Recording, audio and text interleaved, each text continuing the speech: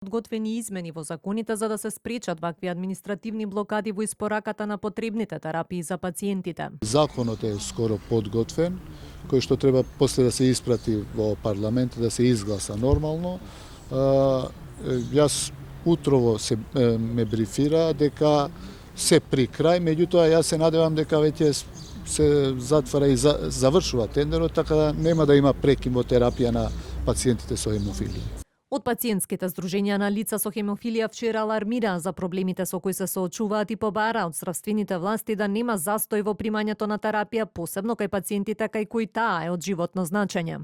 Бидејќи сметам дека е многу тешко генетско заболување и овие проблеми ги носиме во текот на целиот живот. Затоа ве молам, сите релевантни фактори во зависност дали министерство или фонд да продолжат континуитет во набавките, бидејќи од октомври ние немаме континуитет, врзна се е само страв.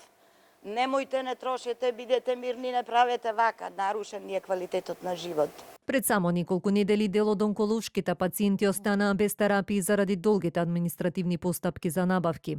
Порече си цел месец доцнење минати од понеделник од клиниката за онкологија соопштија дека се испорачани потребните лекови. Од пациентските здруженија бараат системско решение со кое нема да се дозволи застој во примањето терапии.